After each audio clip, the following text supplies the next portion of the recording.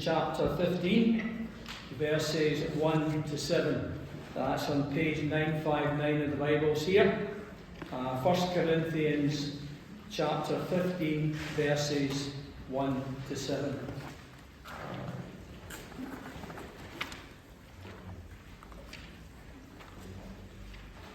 This is Paul writing to the Corinthians.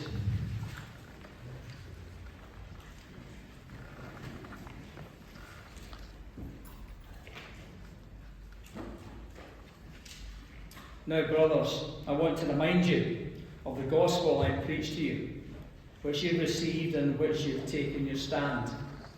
By this gospel you are saved, if you hold firmly to the word I preached to you.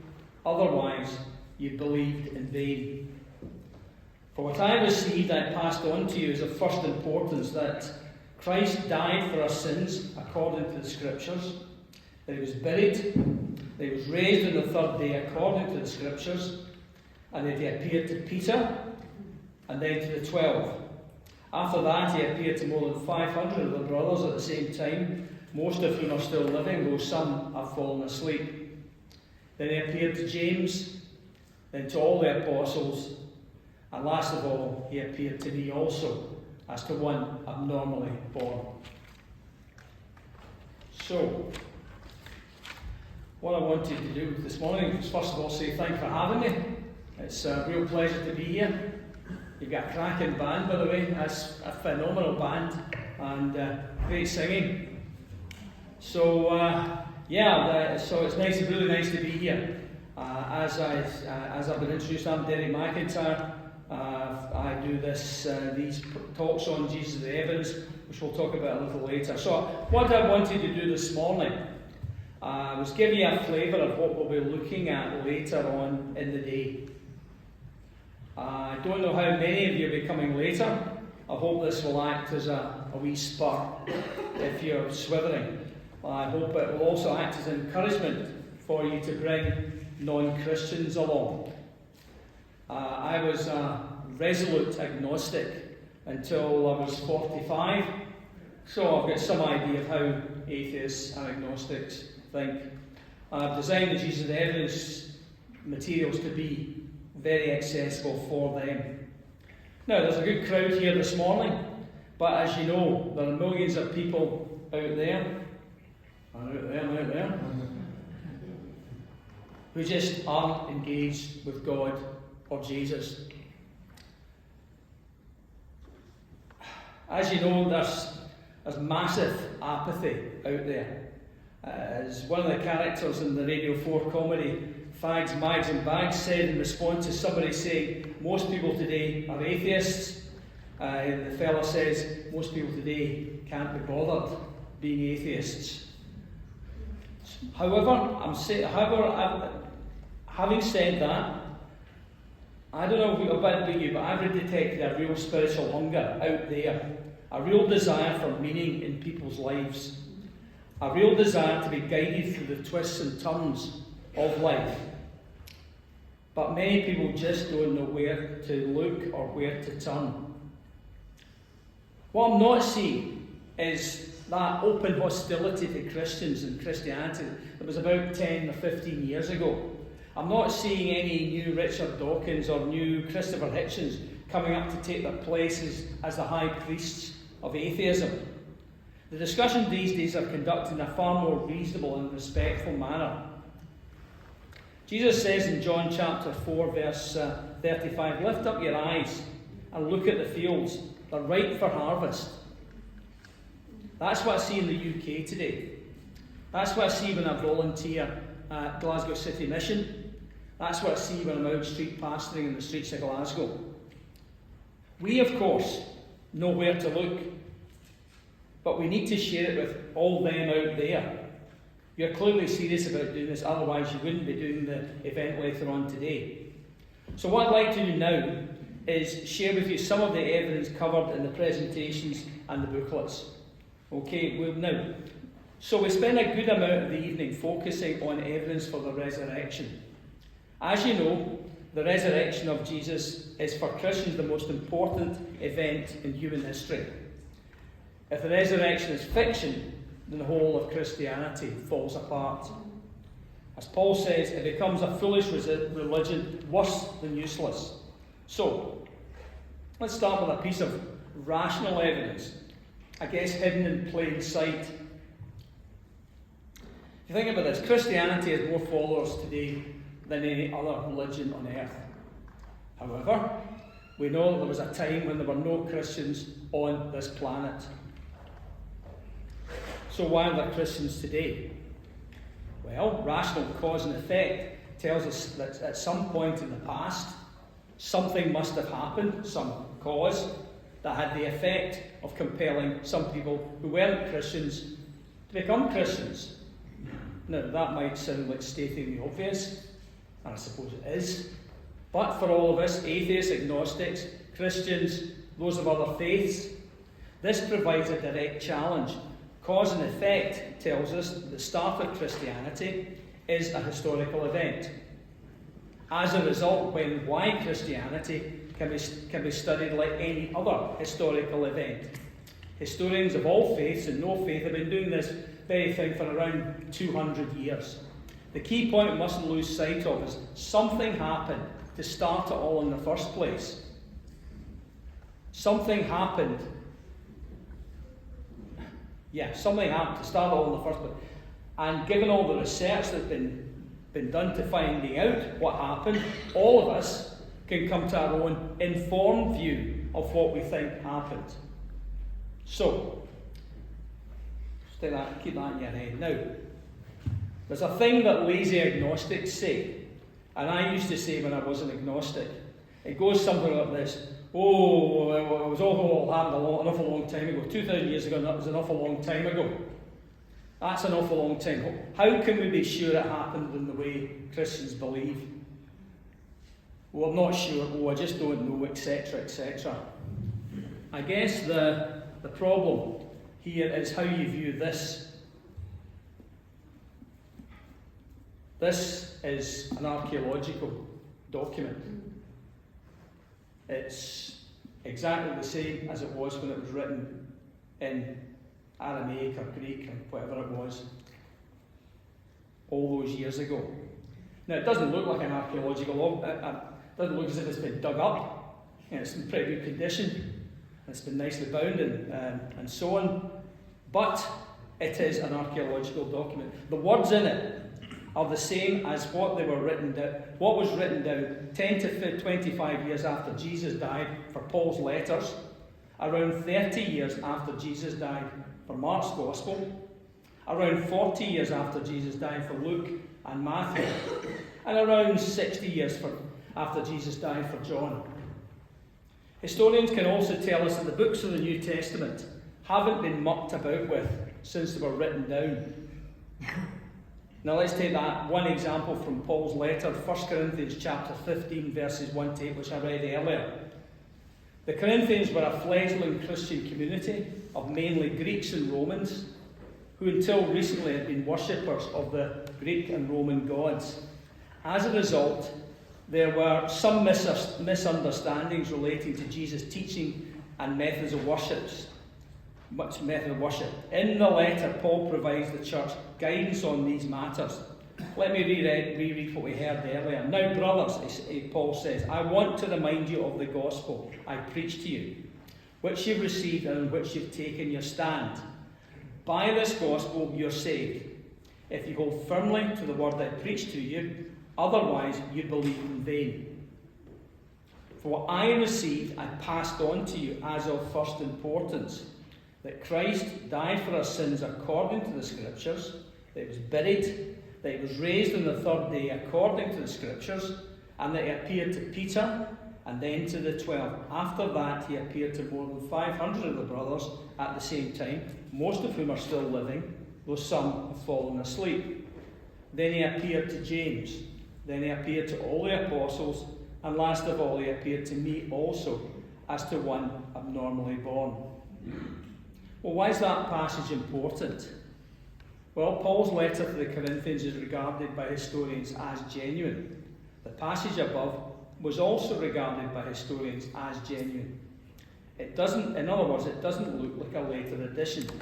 Now, what it shows is that at least as early as 15 to 25 years after Jesus' death, and very likely significantly earlier than this, as this teaching was passed on to Paul before he wrote it down, the central message of Christianity was the death and resurrection of Jesus and what it meant. So, a way of illustrating this point, bear with me on this. We're at 2024 just now. 30 years ago, as I said, Mark's Gospel was written 30 years ago. So 30 years after Jesus died. Now, what can you remember from 30 years ago? That was 1994. What can you remember from 1994? Imagine you were asked to write down the details of the lives of your own your own family, mother, father, grandparents, aunts, uncles, brothers, sisters, and so on, and what they were doing around 1994.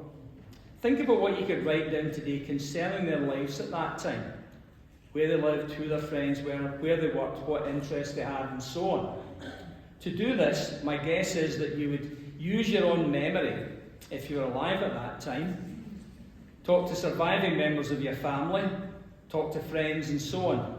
From this, how detailed and accurate a picture could you put together?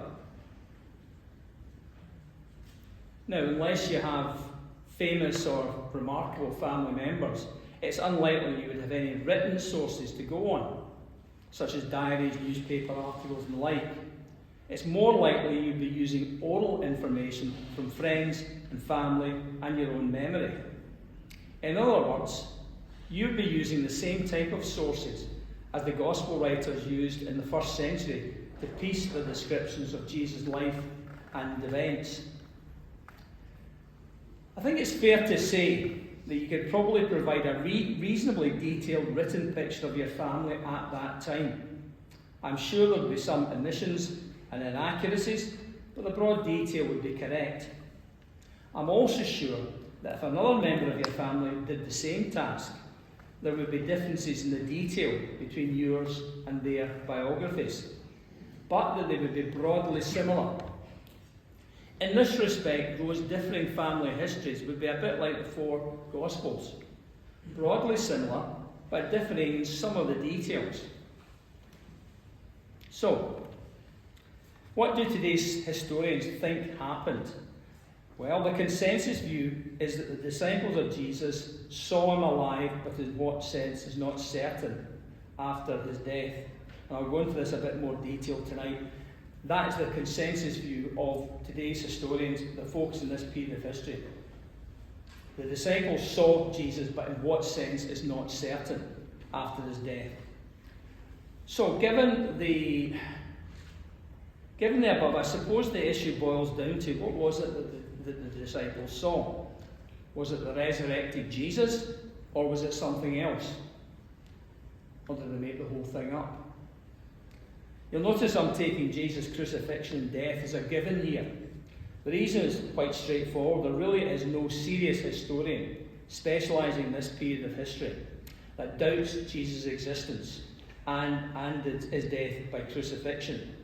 To quote resurrection skeptic and New Testament scholar Bart Ehrman, and to quote him directly here, one of the most certain facts in history is that Jesus was crucified on the Roman prefect of Judea, Pontius Pilate. If Jesus died, we're left with three possibilities other than the disciples actually seeing the risen Jesus. First possibility, well, did they see a ghost? For us in the rational 21st century, this is a bit as hard to grasp as seeing the resurrected Jesus. However, the descriptions of a physical Jesus in the written sources that could eat, drink, and be touched doesn't sound like a spectral appearance. So, one possibility.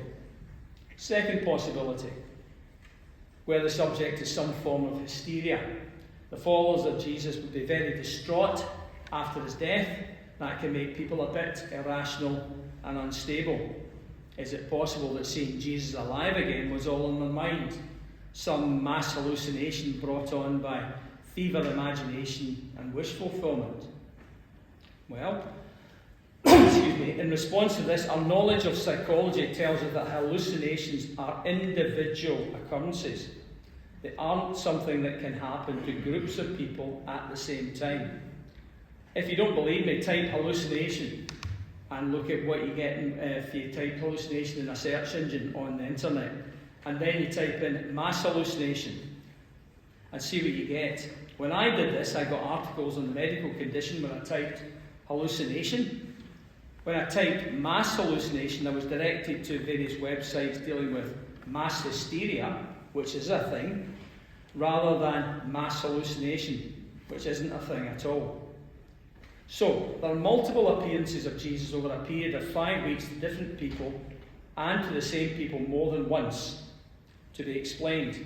Now, you could just about imagine a situation where a small group of people grieving in a room together might work themselves up into such an emotional frenzy that they were able to convince each other that they saw the person they were grieving over.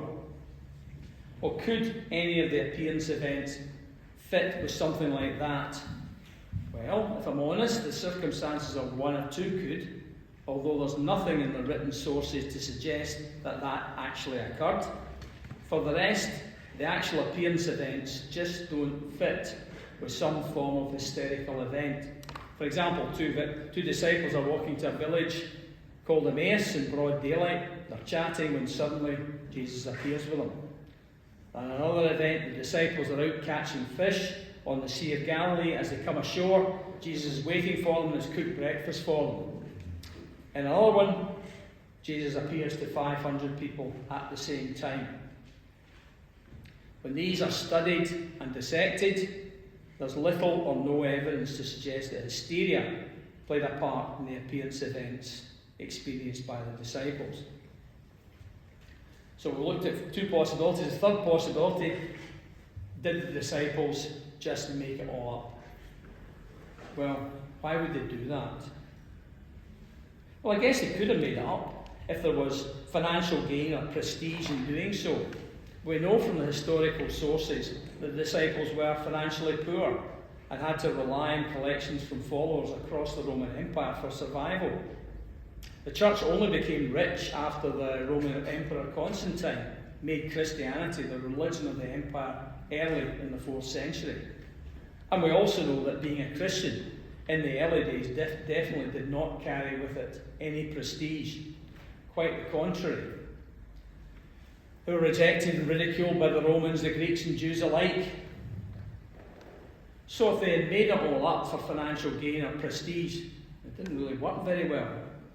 Also, nearly all the disciples met violent deaths proclaiming Jesus as the risen Son of God.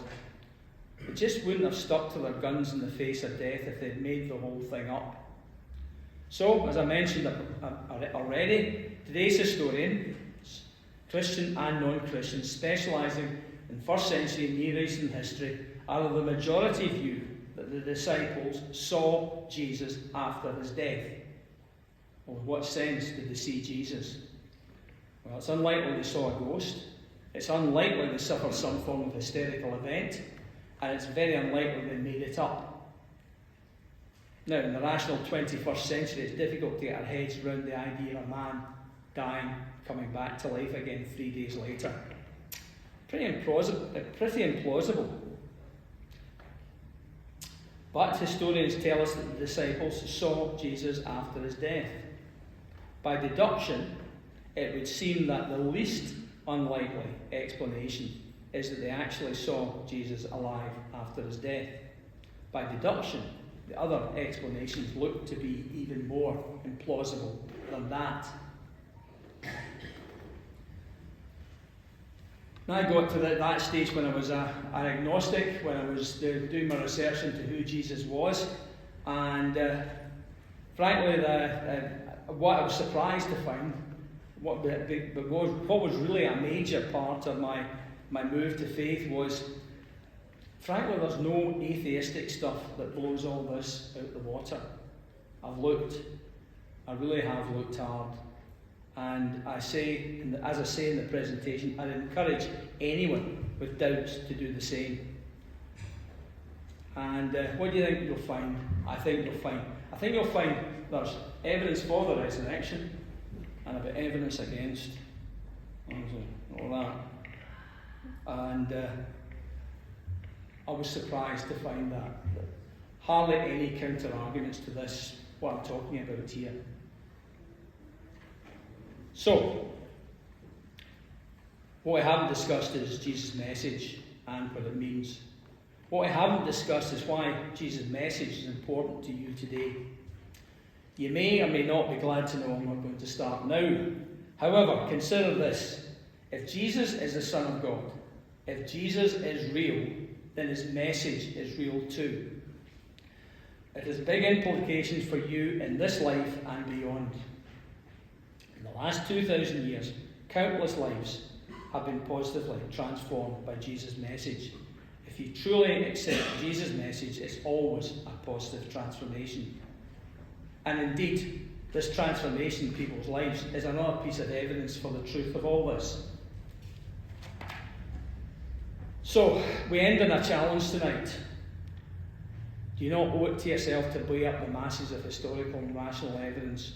If you weigh up the evidence and decide Jesus is real, do you not owe it to yourselves to find out what his message is and start to experience that positive transformation? That's how we're going to end this evening. I'll be around at the end of the service if you want to ask any questions. But I do encourage you to bring non-Christians along this evening. Their questions will be treated with respect, and hopefully it'll be a good evening with an opportunity for you to engage the non-Christians in your life a bit more. Everybody will get a copy of this booklet, and you can take more than one booklet if you've got. If you people are there tonight and you're thinking, gosh, I wish that such and such a person if they'd come, I'll give you 2 booklets. I'll give you 3 booklets if you can tell me who you're going to give them to. Anyway, that's all I want to say just now. Thank you.